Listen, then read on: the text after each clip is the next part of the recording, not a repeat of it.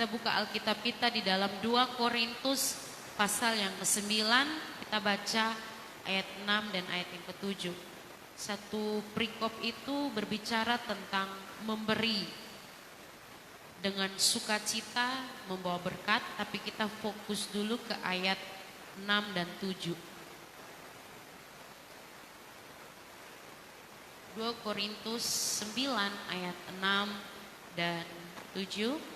Kalau sudah dapat, dengan semangat antusias untuk belajar firman Tuhan hari ini, kita boleh baca dengan suara yang lantang dalam hitungan yang ketiga.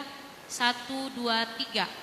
Camkanlah ini, orang yang menabur sedikit akan menuai sedikit juga, dan orang yang menabur banyak akan menuai banyak juga. Hendaklah masing-masing memberikan menurut kerelaan hatinya, jangan dengan sedih hati atau karena paksaan. Ada amin? Ya, puji Tuhan.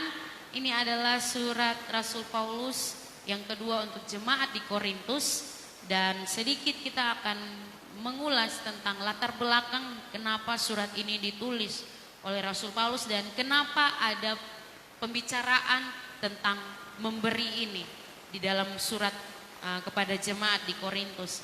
Nah, jemaat di Korintus itu pada waktu lalu ketika Rasul Paulus mengunjungi mereka, Rasul Paulus bersama dengan mereka itu membuat satu komitmen untuk mereka mau menabur atau mereka mau memberi atau memberkati jemaat atau rekan-rekan saudara seiman yang ada di Yerusalem. Nah, menurut literasi, kalau jemaat di Yerusalem itu mereka adalah orang-orang yang rata-rata adalah orang-orang yang miskin, orang-orang yang berkekurangan seperti itu, sangat melarat, sehingga Rasul Paulus mengajarkan kepada setiap jemaat binaannya untuk terbeban dan memperhatikan sesama tubuh Kristus yang lain yang sedang mengalami kesulitan, kekurangan secara ekonomi pada saat itu.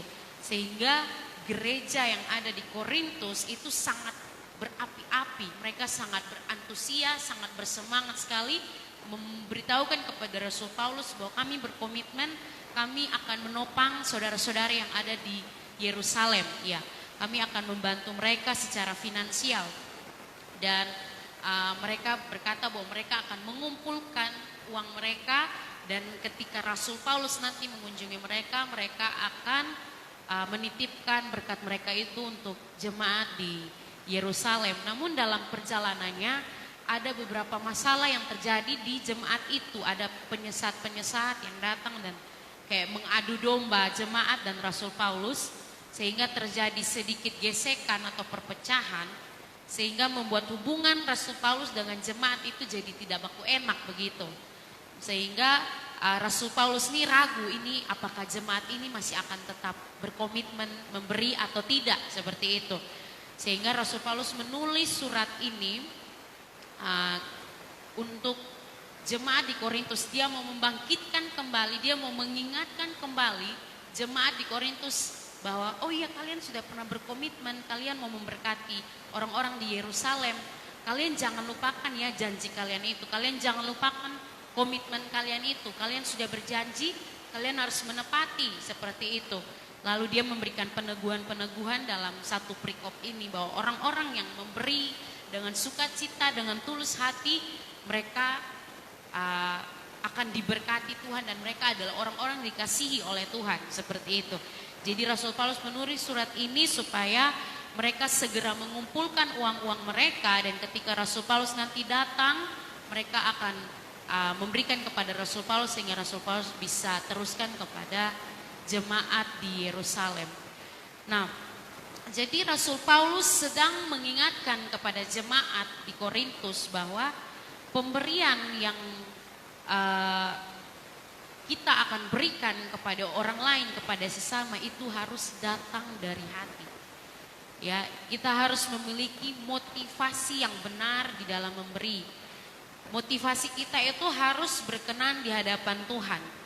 Jadi karena Tuhan itu lebih mementingkan motivasi daripada jumlah yang kita berikan. Makanya Rasul Paulus tekankan benar-benar bahwa berapapun yang kamu berikan, pastikan bahwa berikan dengan hati yang tulus. Karena sekalipun kamu berikan begitu banyaknya, tapi kalau dengan hati yang angkuh, sombong, dengan hati motivasi yang tidak benar, ya ingin mendapat pujian atau apapun itu tidak akan berkenan di hadapan Tuhan. Jadi percumalah, sia-sia seperti itu. Jadi Rasul Paulus menekankan bahwa kalian harus memiliki motivasi hati yang benar seperti itu. Karena Tuhan menilai motivasi. Dan tujuan kita memberi bukanlah harapan untuk kita tuh menjadi kaya seperti itu. Kayak saya harus memberi banyak supaya saya jadi kaya. Bukan seperti itu. Memang betul orang yang menabur akan menuai, tapi tujuan kita memberi itu bukan supaya kita itu nanti jadi orang kaya. Seperti itu, bukan itu. Sebaliknya keinginan kita seharusnya adalah memberi manfaat bagi orang lain. Lebih kepada saya mau bermanfaat bagi orang lain. Lebih kepada saya itu mau menyatakan penghargaan kepada kebaikan Tuhan dalam hidup saya. Jadi ada bedanya. Bukan memberi supaya saya menjadi kaya, bukan. Tetapi saya memberi karena saya mau hidup saya jadi berkat buat orang lain. Saya mau hidup saya bermanfaat bagi orang lain. Saya mau seluruh harta kekayaan saya ini bermanfaat bagi orang lain. Dan yang kedua, yang paling utama sebenarnya adalah saya memberi karena ini adalah bentuk ucapan syukur saya kepada Tuhan yang sudah memberkati saya. Seperti itu. Jadi motivasinya harus benar, tujuannya harus benar.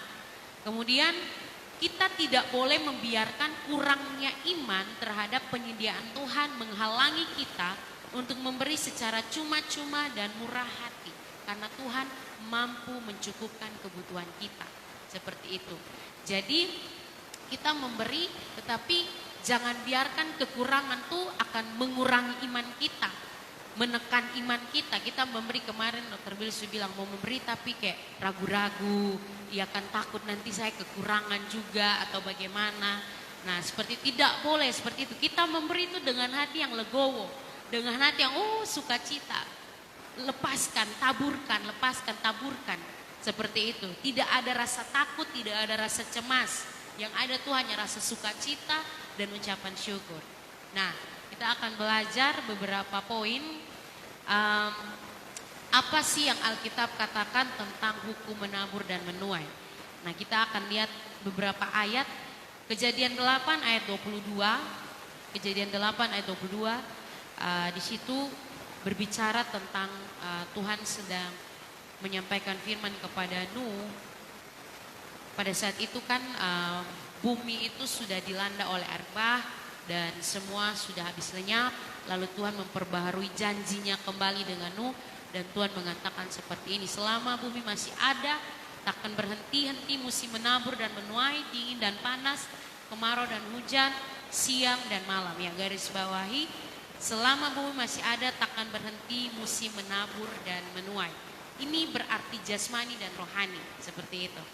Kemudian juga kalau kita lihat di perjanjian baru, Tuhan Yesus tuh pernah memberikan perumpamaan tentang seorang penabur.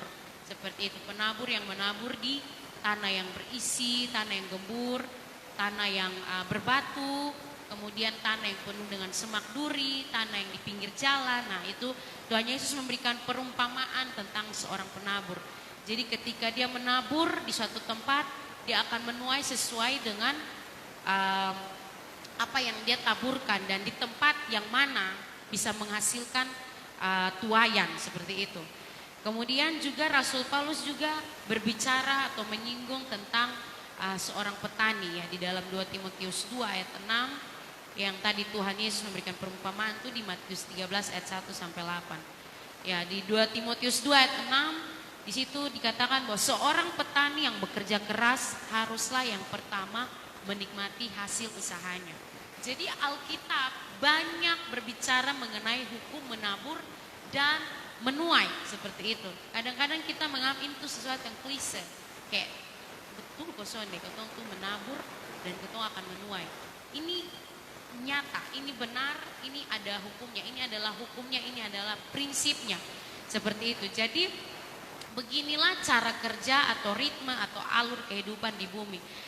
Baik dalam perkara rohani maupun perkara jasmani, itu aturannya sama. Orang yang menabur pasti mereka akan menuai. Tapi yang perlu kita garis bawahi di sini adalah semua yang baik itu telah kita terima ketika kita ditebus dan diselamatkan oleh Tuhan Yesus lewat karya penebusan.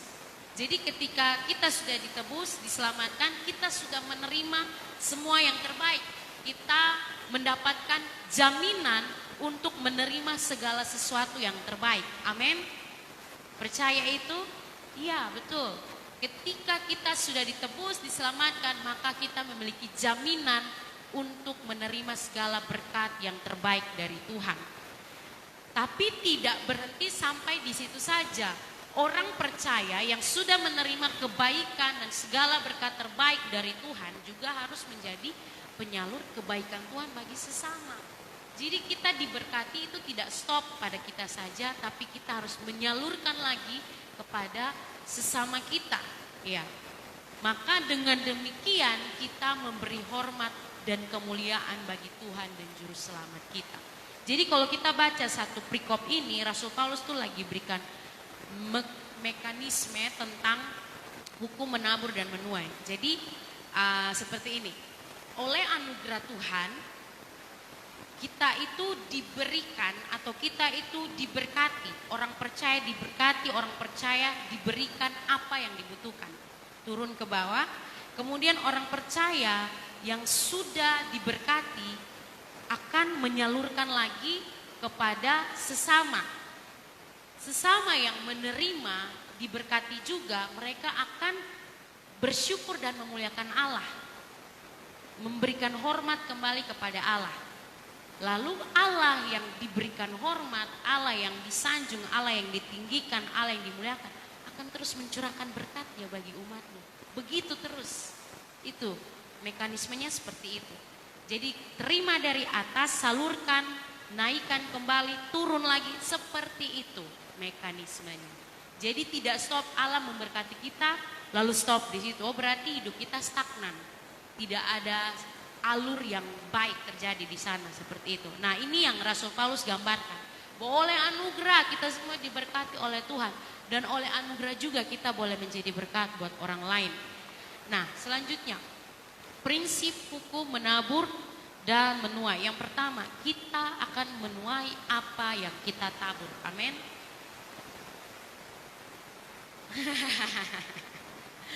Iya, kita akan menuai apa yang kita tabur. Jadi sudah sangat jelas prinsipnya bahwa kalau kita menabur jagung, pasti kita akan menuai jagung. Kalau kita menabur semangka, kita juga akan menuai semangka, seperti itu. Kalau kita menabur padi, pasti kita akan menuai padi. Ya, tidak mungkin orang menabur padi dan mengharapkan buah mangga seperti itu. Ya, tidak mungkin. Itu tidak mungkin terjadi. Ya, seperti itu ya, tidak mungkin. Atau kita menabur singkong dan kita berharap emas yang keluar. Ya, tidak mungkin. Jadi apa yang orang tabur itu juga yang akan dia tuai. Jadi prinsipnya kalau kita menabur kejahatan, kita menabur kesombongan, keangkuhan, iri, dengki, kita menabur itu semua, maka kita akan menuai hal yang sama. Kita juga akan menuai kejahatan. Sebenarnya kalau Tuhan Yesus beranugerah supaya ketong semua ini selamat, ketong terima satu-satu, ketong punya buah dari ketong taburan dosa, itu ketong akan terima semua. Tapi banyak kali Tuhan tuh meluputkan kita, betul tidak? Anugerahnya tuh meluputkan kita dari hukuman.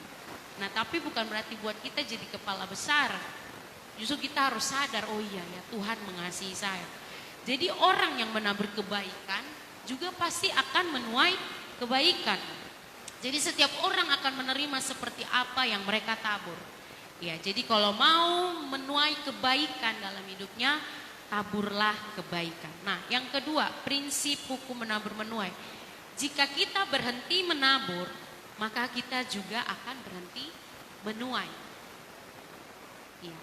Kalau kita berhenti menabur, maka kita akan berhenti menuai. Maka setiap ada kesempatan, menaburlah. Pengkhotbah 11 ayat 6 mengatakan, taburkanlah benihmu pagi-pagi hari, dan janganlah memberi istirahat kepada tanganmu pada petang hari, karena engkau tidak mengetahui apakah ini atau itu yang akan berhasil, atau kedua-duanya sama-sama baik, atau akan berhasil dua-duanya. Seperti itu. Jadi perhatikan baik-baik, Tuhan selalu memberi kesempatan bagi kita untuk menabur di setiap usaha hidup kita. Di setiap hari, setiap saat, setiap waktu, Tuhan selalu memberi kita kesempatan untuk menabur. Jadi ketika ada kesempatan untuk menabur, jangan kita sia-siakan. Karena kalau kita sia-siakan, kita tidak menabur pada kesempatan yang ada, maka mungkin kita tidak akan bisa mendapatkan tuaian yang maksimal. Kembali lagi saya mengingatkan, seperti kemarin Ko Billy bilang bahwa menabur itu bukan cuma uang, bisa juga kebaikan, kasih, pengampunan, mungkin berdoa. Jadi semua hal-hal baik yang bisa kita lakukan itu adalah taburan kita. Orang yang setia berdoa, tekun berdoa bertahun-tahun, ketika melutut berdoa, menangis di hadirat Tuhan, mereka akan menuai jawaban-jawaban Tuhan dalam hidup mereka kalau mereka tidak putus asa dan menyerah. Siapa yang hari ini sudah berdoa bertahun-tahun dan tidak kunjung ada tuaian lalu mereka mulai berhenti berdoa? Jangan. Tidak boleh tertipu, karena Tuhan sedang mengerjakan tuaian atas doa-doa kita. Jangan mundur, jangan berhenti berdoa sampai kita melihat tuaian itu ada di depan kita. Amin. Tuhan bekerja atas doa-doa kita seperti itu. Jadi apapun yang kita taburkan, jangan berhenti. Kalau ada waktu berdoa, berdoa. Ada waktu memberi. Kita lihat orang semua kasih, berikan, tolong. Apa yang kita bisa buat. Kebaikan apa yang kita bisa buat. Tabur terus. Karena kita akan menuai satu saat nanti. Kita tidak tahu kapan kita akan menuai, tapi kita akan menuai satu persatu dari taburan kita. Amin.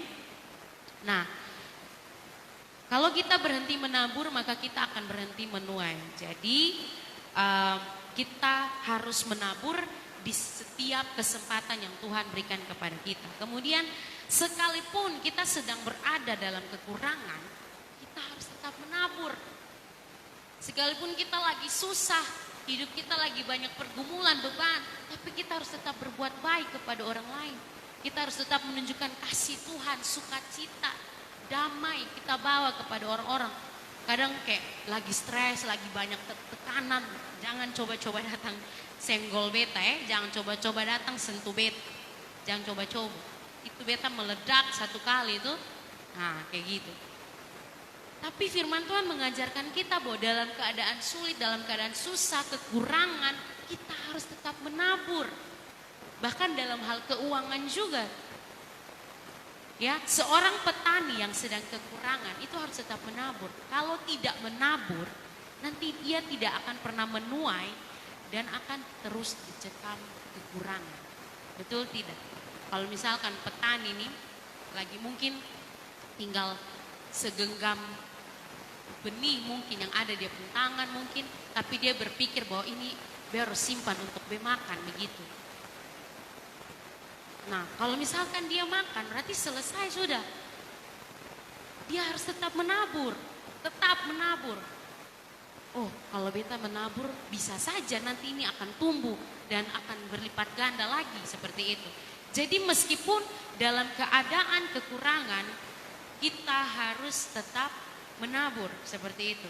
Kekurangan tidak boleh menjadi alasan untuk tidak menabur. Nah, ada orang-orang juga yang berpikir bahwa oh, saya harus jadi orang kaya raya dulu, saya harus punya jabatan tinggi, kedudukan tinggi dulu, baru saya itu bisa menolong orang. Seperti itu, baru saya itu bisa berbuat baik kepada sesama. Nah, ini keliru. Kita kehilangan banyak kesempatan kalau begitu. Karena Tuhan tidak pernah bilang orang kaya yang harus menabur atau orang berkedudukan yang harus menabur, atau Tuhan tuh kasih rank itu tinggi begitu, orang-orang yang di atas tuh yang bisa menabur, bisa memberi, bisa melakukan kebaikan. Tidak, bahkan anak-anak kecil pun bisa menabur seperti itu. Nah, Ini saya salut dengan anak-anak muda kayak kalau Kak Desi sudah kerja ya kayak Istin, Jeti.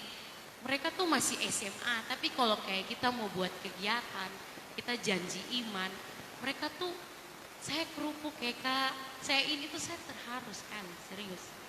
Saya sangat terharu. Mereka tuh anak sekolah mungkin masih dapat uang jajan dari orang tua, tapi dengan iman yang sederhana, mereka mau belajar menabur. Tetap seperti itu ya, Jeti, Istin, dan yang lain. Jangan mengukur bahwa saya masih anak muda, saya ini masih belum ada kerja saya. Jadi itu urusan menabur tuh itu orang-orang dewasa, orang sudah ada pekerjaan, sudah ada penghasilan. Tapi kalian luar biasa, itu Tuhan mengerjakan kebaikan dalam hidup kalian. Belajar menabur dari kekurangan, dari keterbatasan, itu luar biasa nilainya. Karena orang yang menabur dari kelebihan itu sudah biasa. Orang yang menabur dari kekurangan itu baru luar biasa. Tapi catatannya bukan dengan mengeluh ya, tapi dengan ikhlas, tulus, sukacita. Tuhan, besok bisa buat apa-apa, besok bisa buat banyak-banyak. Cuman ini satu Tuhan, tempe satu Tuhan. Tapi Tuhan menilai itu. Tuhan memberkati, Tuhan menghargai, itulah taburanmu dan Tuhan akan melipat gandakan berkat itu dalam hidupmu dan engkau akan terus dipakai jadi berkat buat banyak orang. Dari hal kecil seperti itu. Jadi biasanya dalam kekurangan kita itu cenderung menyimpan semua untuk diri kita sendiri, betul? Energi kita ya kan, ataupun uang kita, tenaga kita. Kita lebih cenderung menyimpan untuk diri kita sendiri. Ada orang yang pelit ilmu juga, punya banyak ilmu tapi tidak mau share, tidak mau bagikan ke orang lain. Simpan terus dalam diri sendiri sampai mati di dalam kubur, itu ilmu tidak jadi apa-apa. Alangkah lebih baik kalau ilmu itu diteruskan, betul? Ilmu itu dibagikan, bahkan sedikit saja bagikan. Karena itu akan menjadi tuayan satu saat nanti. Seperti itu. Ya, jadi sekecil apapun taburlah sekecil apapun. Nah, karena orang tuh takut nanti tidak cukup untuk saya. Tidak cukup untuk saya, jadi biar ini untuk saya saja. Seperti itu. Nah, prinsip kerajaan surga itu tidak seperti itu Bapak Ibu Saudara-saudari. Prinsip kerajaan surga ketika kita menabur, maka kita sedang menabung untuk diri kita sendiri. Yang entah kapan kita akan tua, tapi ketika kita menabur, kita sedang memberkati diri kita sendiri. Seperti itu. Kita akan menerima hasilnya. Ya, pernah dengar atau masih ingat kisah janda di Sarfat? Di dalam 1 Raja-Raja pasal 17 ayat 7 sampai 16 itu kisah yang sangat luar biasa. Nah, kisahnya seperti ini secara singkat. Waktu itu adalah musim kekeringan. Nabi Elia sedang berada di daerah tempat janda itu. Dan Nabi Elia juga sedang kelaparan seperti itu. Lalu dia bertemu dengan janda ini. Dia sedang pilih-pilih kayu api di hutan. Jadi Nabi Elia tuh tanya, bilang ada kok mama pu makanan kok, bisa bagi kasih beta kok. Jadi ini janda nih dengan apa ya, dengan jujurnya dia bilang bahwa aduh kasihan Pak, ini di bepu rumah nih hanya tinggal minyak saya sepoong anak dengan tepung saja sedikit di bepu tempayan. Pokoknya itu persediaan tuh tinggal 1 kali masak kok beta dengan bepu anak makan potong 2 mati su. Bayangkan saking mencekiknya kelaparan karena kekeringan pada waktu itu. Si janda ini, karena janda ini kalau janda tuh dia mau berpengharapan pada siapa? Suaminya tidak ada lagi. Janda tuh tidak masuk hitungan lagi kalau pada saat itu seperti itu. Kalau zaman sekarang janda wow banyak ya. Luar biasa ya. Tapi dalam kisah ini janda benar-benar sulit. Jadi dia bicara seperti itu ke Nabi Elia. Aduh Pak, tinggal tepung secupak saja, tinggal sedikit dengan minyak sedikit. Ini saya cari kayu api, ini saya mau masak. Habis ini saya dengan saya punya anak makan terus kami mati sudah. Wah, sangat mengerikan sekali. Tapi Elia bilang, Percaya. Buat itu lu kamu pulang, kamu olah minyak dan tepung itu, kamu jadikan roti, lalu yang pertama kamu kasih ke saya. Kamu berikan pada saya.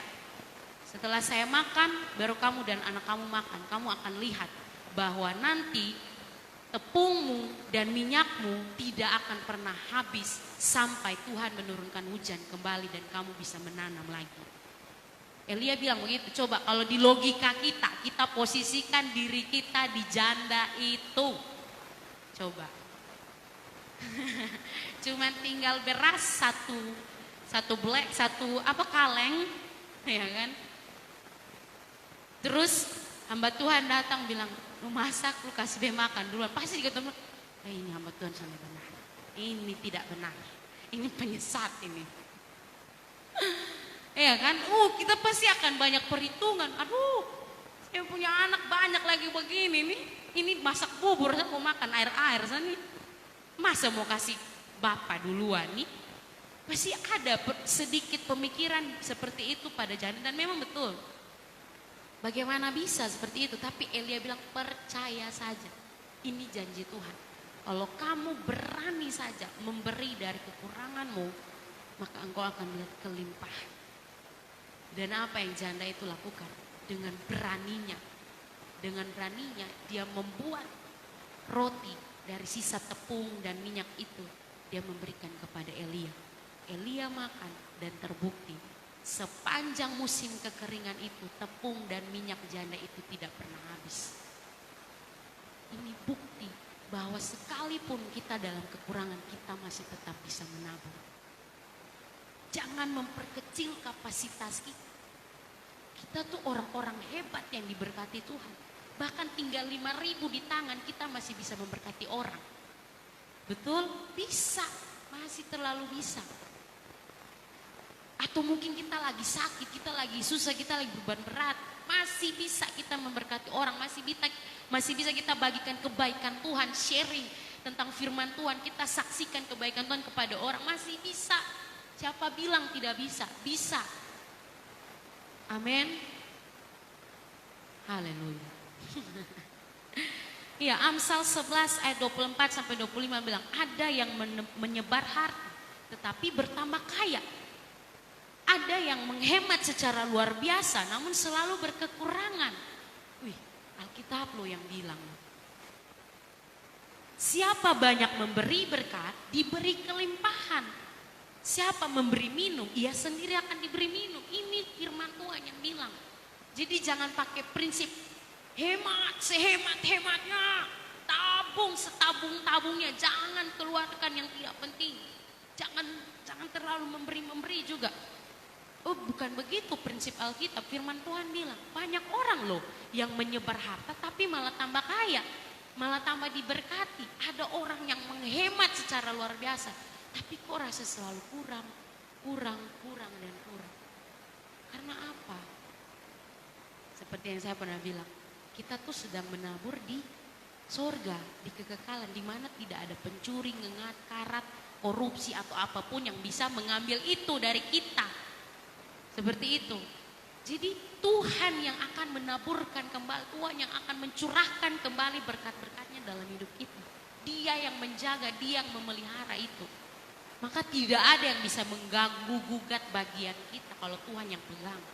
Jadi jangan salah seperti itu. Jadi kalau Tuhan suruh menabur, taburlah, jangan keraskan hati. Kadang-kadang Roh Kudus suka bicara ya di hati kita. Di situasi-situasi tertentu, keadaan-keadaan tertentu. Kadang kita pas lagi tinggal itu sayang di dompet. Bisa kadang-kadang diuji seperti itu. Ayo memberkati orang itu, ayo kasih orang itu. Iya kan? Ada orang-orang yang bertemu dengan kejadian-kejadian seperti itu. Saya pun pernah. Jadi kalau sudah digerakkan di dalam hati, tabur, berikan, kasih, tolong. Jangan keraskan hati karena berkat Tuhan mau mengalir atas hidup kita. Kita mau terus dialirkan berkat dan terus jadi saluran berkat. Jadi jangan keraskan hati. Karena kita yang sesungguhnya akan diberkati oleh Tuhan. Kita tidak akan pernah kekurangan sesuatu yang baik. Amin. Tidak akan pernah. Kalau Tuhan gerakan hati jangan tahan. Jangan tahan. Saya suka istilah Ibu Dewi Basir, dia bilang kita tuh cuman bendaharanya Tuhan. Jadi ketika Tuhan percayakan ada dana masuk dalam tabungan, dalam pegangan kita, kita tuh cuman bendahara atau pengelola, seperti itu. Jadi kalau Tuhan suruh kasih cair dana untuk itu orang, kasih keluar dana untuk itu orang, bendahara punya hak untuk kayak menahan gitu. Soalnya bisa Tuhan ini begini. Tidak, kita harus menyalurkan. Karena itu bukan punya kita, itu punya Tuhan.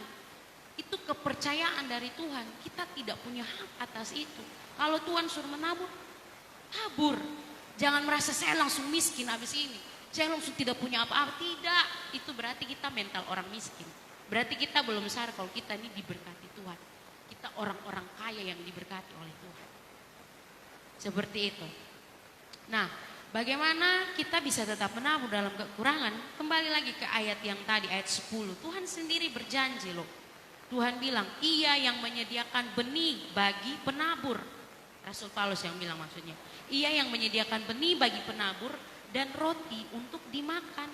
Ia juga yang akan menyediakan benih bagi kamu dan melipat gandakannya dan menumbuhkan buah-buah kebenaranmu.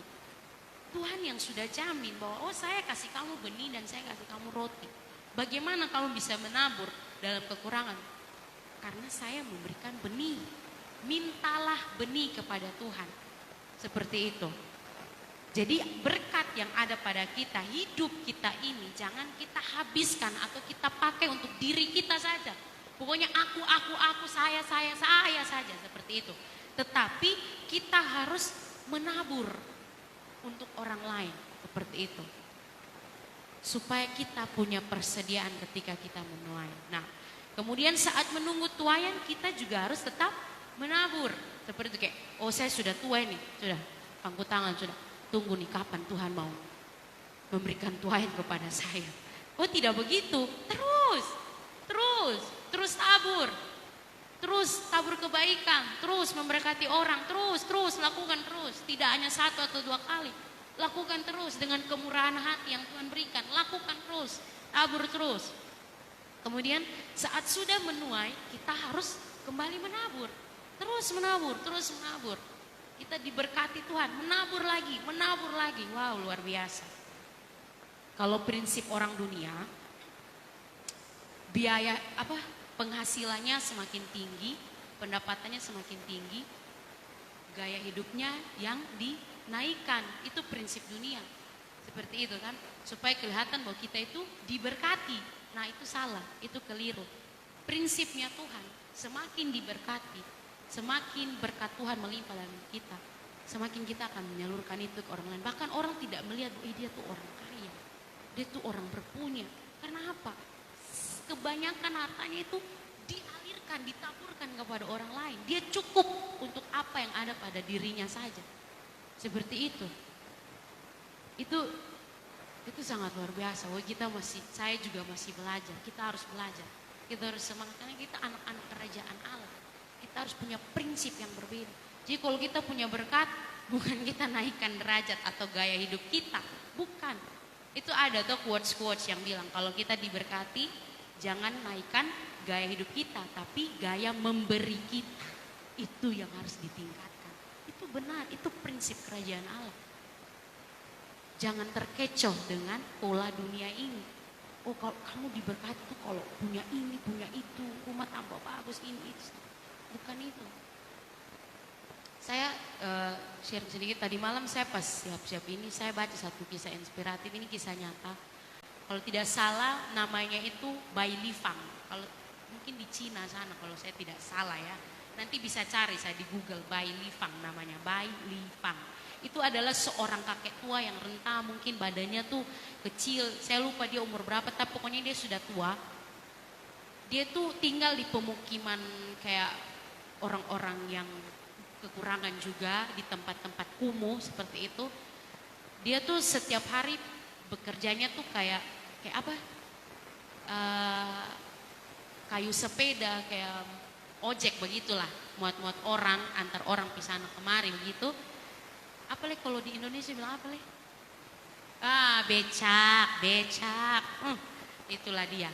Jadi pekerjaannya itu setiap hari seperti itu. Jadi ya dia tuh mencukupkan diri dengan apa yang dia punya, seperti itu. Suatu ketika dia bertemu dengan seorang anak kecil, itu anak tuh lagi kayak mengais-ngais sampah, terus kayak dia dapat secuil atau sepotong roti dari tempat sampah, dia tuh kayak bersuka cita sekali, dia tuh kayak lihat di atas tuh dia kayak berterima kasih dan dia makan roti itu.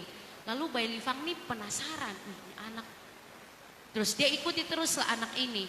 Ternyata sampai satu saat akhirnya dia mendekati anak ini dan dia tanya, kamu nih siapa, orang tua kamu di mana?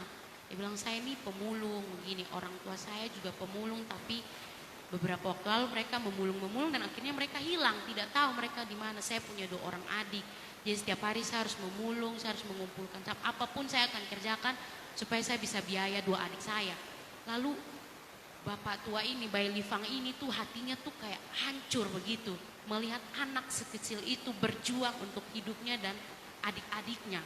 Lalu muncullah suatu beban di hatinya. Dia bilang dia akan bawa, dan dia lakukan itu. Dia bawa ketiga anak ini ke satu yayasan penampungan anak-anak yatim piatu, anak-anak miskin lah begitu. Dia bawa ke sana dan dia bilang, saya yang akan membiayai anak-anak ini di sini. Padahal dia tidak punya apa-apa loh. Dia juga hanya seorang becak yang penghasilannya juga tidak tentu seperti itu. Lalu akhirnya anak-anak itu di sana dan dia mulai bertekad setiap hari mulai dari jam 6 pagi dia sudah keluar, dia kayu sepedanya meskipun dia sudah tua, renta sekali, badannya kecil, tapi begitu semangat yang tinggi dia keluar karena dia punya motivasi mau memberkati anak-anak ini. Jadi setiap orang datang suruh antar kemana, dia bilang terserah mau bayar berapa, suka rela saja. Jadi orang-orang juga tergerak memberkati dia, kasih lebih, kasih lebih. Setiap hari dia akan seperti itu. Dan dia hanya sisihkan untuk dirinya hanya untuk makan sedikit saja di siang hari dan di malam hari.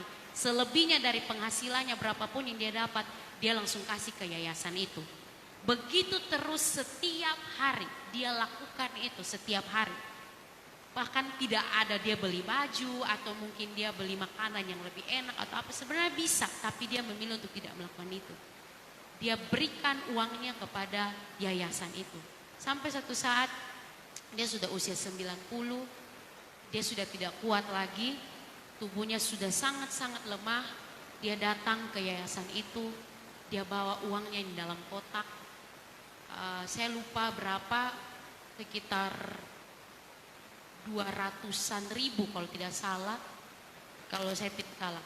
Jadi dia bawa ke sana dan dia bilang ke orang yayasan, dia bilang, mungkin ini adalah pemberian terakhir saya. Ini adalah pemberian terakhir saya karena saya sudah tidak kuat lagi untuk mencari uang. Ini pemberian saya. Dan dia tuh meninggal di usia 93 tahun. Tercatat selama dia mulai memberi di yayasan itu sudah 430 juta yang dia donasikan ke yayasan itu. Orang-orang tanya, kenapa Bapak mau lakukan itu? Bapak ini tua, Bapak bisa hidup untuk Bapak pun diri sendiri, Bapak cari hidup untuk Bapak punya diri sendiri. Kenapa Bapak lakukan itu? Dia bilang, tidak apa-apa, anak-anak itu punya masa depan. Saya sedang menabur untuk mereka. Dia bilang bahwa tidak apa-apa saya menderita, yang penting mereka bisa makan, mereka bisa sekolah, mereka bisa punya kehidupan yang layak. Wow. Dia meninggal di usia 93 tahun. Kita orang-orang Kristen harusnya punya gaya seperti ini. Saya yakin dia bukan orang Kristen, tapi hatinya hati Tuhan Yesus. Jadi kita ini, saya pas baca itu, saya tuh kayak malu sekali dengan diri saya sendiri. Aduh Tuhan, saya ini belum apa-apa Tuhan. Menabur saya ini belum apa-apa. Belum Tuhan. Seperti itu. Adakah yang tersentuh dengan kisah ini? Ya, ini yang Tuhan mau. Kita sebagai orang percaya harusnya seperti Pak Bai Lifang ini, tidak mementingkan diri kita, tapi mementingkan orang lain. Sampai diri sendiri sudah diperhatikan lagi. Ya cukup untuk makan, minum, bahkan kayak dia dapat pakaian bekas dari tempat pembuangan, itu dia sudah senang sekali, dia tinggal jahit. Dia bilang, saya tinggal jahit saja, pakai kain yang beda warna tidak apa-apa. Yang penting saya bisa menabung supaya anak-anak ini bisa makan, minum dan bersekolah. Wow. Ada yang tertantang? Ya, kita harus seperti itu. Kemudian yang ketiga, prinsip menabur menuai. Orang yang menabur banyak, mereka juga akan menuai banyak. Orang yang menabur sedikit juga akan menuai sedikit. Iya. Firman Tuhan tadi yang kita baca seperti itu. Camkanlah ini, orang yang menabur sedikit akan menuai sedikit juga, dan orang yang menabur banyak akan menuai banyak juga. Hendaklah masing-masing memberikan menurut kerelaan hatinya, jangan dengan sedih hati atau karena paksaan, sebab Allah mengasihi orang yang memberi dengan sukacita. Wow, luar biasa, kita dikasihi oleh Allah ketika kita memberi dengan sukacita. Nah, kemudian prinsip yang keempat, kita harus menabur di tempat yang tepat, seperti itu. Nah, jadi kalau misalkan kita menabur untuk hal-hal duniawi semata, cuman kayak untuk kesenangan-kesenangan daging kita saja, hanya untuk gengsi-gengsi kita saja, mungkin itu tidak akan berkenan di hati Tuhan. Kalau uang kita hanya lebih habis, tenaga kita, waktu kita hanya lebih habis untuk perkara-perkara duniawi, itu tidak berkenan di hadapan Tuhan. Seperti itu. Jadi kalau kita mau menabur, maka menaburlah pada tempat yang tepat. Menaburlah lebih banyak pada perkara-perkara rohani. Amin. Jika kita menabur, maka menaburlah untuk pekerjaan Tuhan. Menaburlah untuk menolong sesama. Menaburlah untuk orang-orang yang berkekurangan, orang-orang yang membutuhkan, orang-orang yang benar-benar sulit dalam hidupnya. Seperti itu. Itu baru tepat sasaran, pada tempat yang tepat. Seperti itu.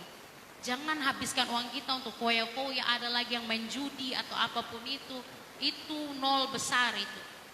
Tidak ada, tidak berkenan di hadapan Tuhan. Itu mungkin hanya akan menuai kebinasaan saja. Seperti itu. Tapi taburlah kepada hal-hal yang berguna. Taburlah kepada tempat yang tepat. Kepada orang-orang yang membutuhkan. Seperti itu.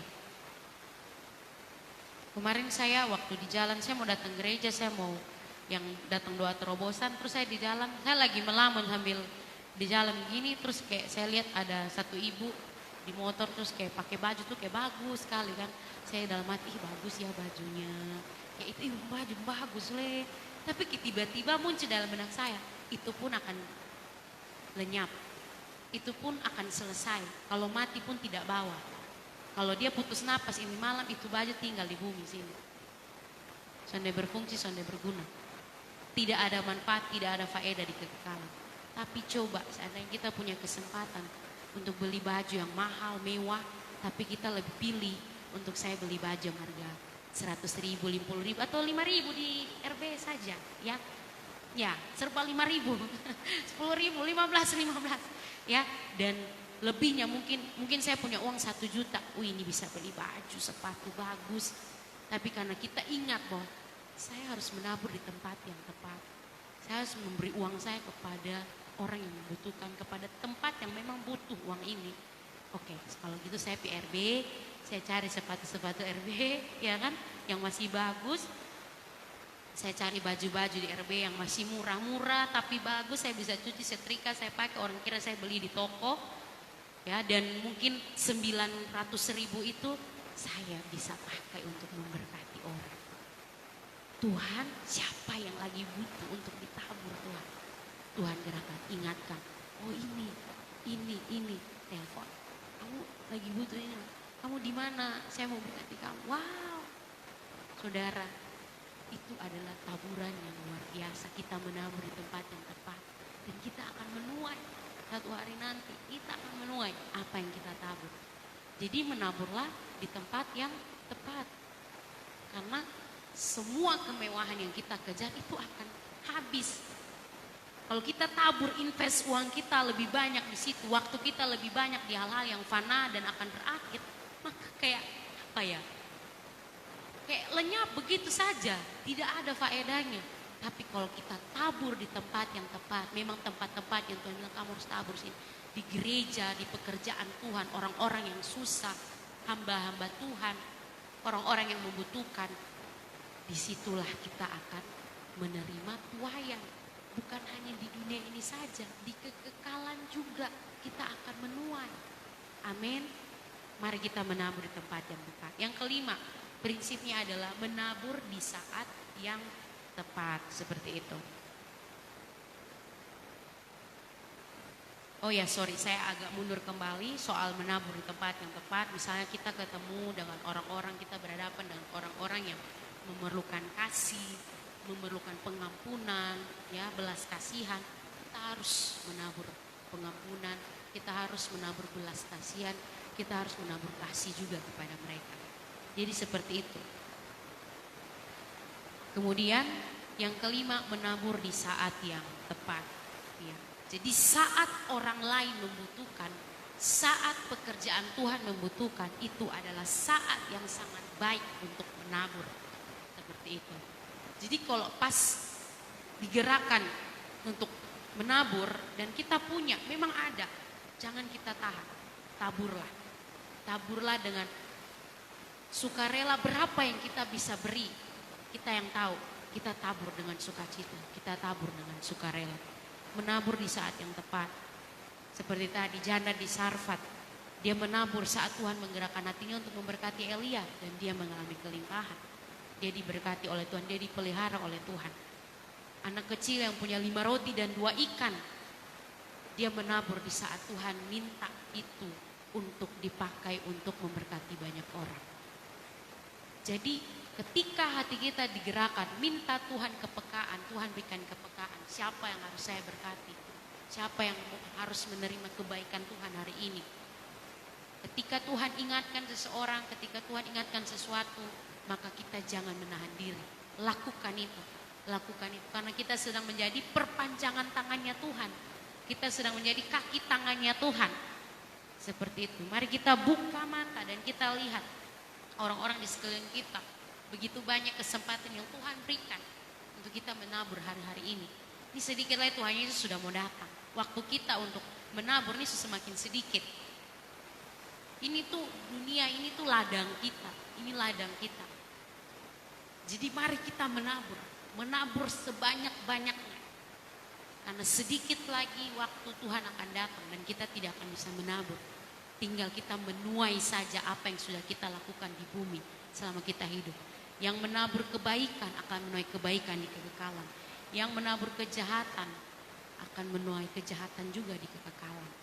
Seperti itu. Mari kita pergunakan waktu kita sebaik-baiknya. Yang terakhir, benih yang kita tabur itu harus kita rawat juga. Jadi ketika kita menabur, maka kita juga jangan menabur tuh dengan asal-asalan. Memberikan taburan itu, benih itu yang asal-asalan, bukan yang terbaik. Tidak boleh, kita harus memberi yang terbaik dari yang kita punya. Seperti itu. Kemudian kita berdoa dan kita selalu mengucap syukur. Dan yang paling penting adalah membersihkan hama dosa dari benih yang kita tabur dari hidup kita ini. Jadi dosa itu bisa menjadi penyakit, bisa menjadi penghalang untuk kita mengalami berkat-berkat Tuhan dalam hidup kita.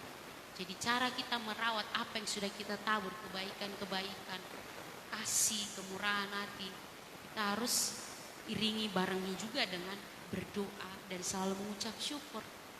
Kalau iblis sudah datang intimidasi, itu nah makanya kerja hanya memberi terus. Itu nah kerja hanya kasih uang, kasih keluar uang terus. Itu toh susah toh langsung iya betul itu hari kita jangan memberi begitu kan besok mungkin susah. Nah itu sudah terintimidasi iblis. Jadi harus selalu berdoa dan mengucap syukur supaya iblis tidak punya peluang untuk mengintimidasi kita, memiliki rasa penyesalan, ya kan, merasa sia-sia, putus asa di tengah jalan. Oh saya sudah tabur, saya sudah berdoa terus, saya sudah buat kebaikan terus, saya sudah setia melayani. Oh tidak ada perubahan apa-apa, oh tidak ada kemajuan apa-apa, oh tidak ada berkat yang datang kepada saya. Itu bukan tanda untuk kita berhenti. Itu adalah tanda-tanda untuk kita semakin dan semakin giat menabur. Amin. Jadi jangan berhenti, terus berdoa, mengucap syukur, dan taburlah benih yang terbaik. Amin. Ya, demikian firman Tuhan pada pagi hari ini. Kita ingat 1 bulan ini kita sudah belajar tentang terobosan finansial. Bagaimana kita bisa mengalami terobosan finansial, apa itu terobosan finansial, bagaimana kita menabur, apa yang harus kita tabur. Dan kita yakin dan percaya bahwa ketika kita menabur, kita akan menuai. Selamat mengalami terobosan finansial di bulan ini, di tahun ini, mengalami perubahan mindset, pola pikir, terobosan dalam pola pikir kita. Kita akan menjadi orang-orang yang terus menabur, rajin memberi, setia menolong, setia berbuat baik, setia melayani. Dan kita sama-sama akan menuai, kita akan melihat berkas-berkas kita berlimpah-limpah diberikan oleh Tuhan. Amin buat firman Tuhan. Sampai jumpa di tema selanjutnya di bulan depan. Tuhan Yesus memberkati.